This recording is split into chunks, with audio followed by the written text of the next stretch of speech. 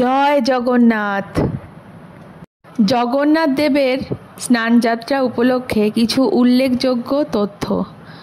জগন্নাথ দেবের জন্মতিথিটি স্নানযাত্রা নামে পরিচিত। এটি জ্যৈষ্ঠ মাসের পূর্ণিমা তিথিতে আয়োজিত হয়। পুরাণ অনুযায়ী স্বয়ং প্রভু জগন্নাথ মহারাজা ইন্দ্রদ্যুম্নকে বলেছিলেন তার আবির্ভাব তিথিতে তাকে যেন বাইরে মণ্ডপে এনে স্নান করানো হয়।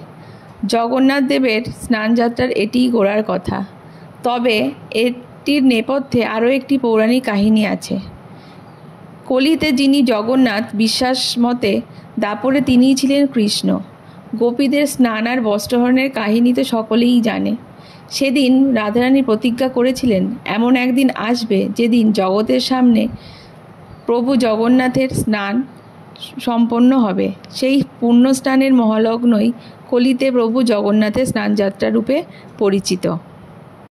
স্নানযাত্রার আগের দিন পুরীতে বলরাম, সুভদ্রা ও জগন্নাথের মূর্তিসহ সুদর্শন চক্র এবং মদনমোহন বিগ্রহকে গর্ভগৃহ থেকে বার করে স্নানবেদিতে রাখা হয়।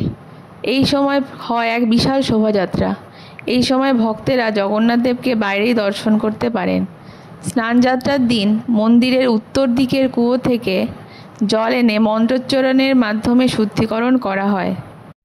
তারপর 108 ঘড়া করে জল এনে সেই জলে 3 ভাই বোনের বিগ্রহকে স্নান করানো হয়। সন্ধ্যায় স্নান পর্বের সমাপ্তির পর জগন্নাথ বলরামকে গণেশ রূপে সাজানো হয় এবং এরপরেই তাদের আসে ধুম জ্বর। 3 ভাই বোন এত জ্বরে পড়েন যে তাদেরকে মন্দিরে বন্ধ করে গুপ্ত কক্ষে রাজবৈদ্যের সেবায় রাখা হয়। কথিত আছে 15 দিন জগন্নাথ, বলরাম এবং সুভদ্রাকে আলাদা ঘরে রাখা হয় এবং এই সময় তাদেরকে রাজবৈদ্য সেবা শুশ্রূষা করেন এবং এই সময়টিকে বলা হয় অনসর সময়। এই 15 দিন ভক্তরা দেবতার দর্শন পান না। এই সময় মন্দিরে বিগ্রহের বদলে পটচিত্র রাখা হয়। 15 দিন পর জ্বর সারলে খোলে মন্দিরের দরজা।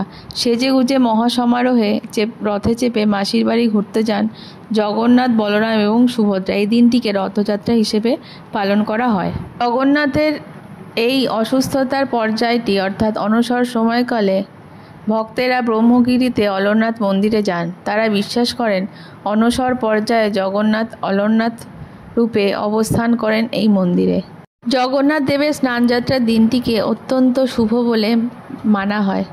বিশ্বাস অনুযায়ী এই বিশেষ তিথিতে কয়েকটি নিয়ম পালন করলে সারা বছর ভাগ্য থাকে সাথে এবং ভক্তি মনে এই তিথিতে কিছু নিয়ম মানলে সারা বছর সুখ শান্তিতে জীবন ভরে ওঠে। কিছু নিয়মকানুন যেগুলি জগন্নাথ দেবের স্নানযাত্রার দিন পালন করা উচিত।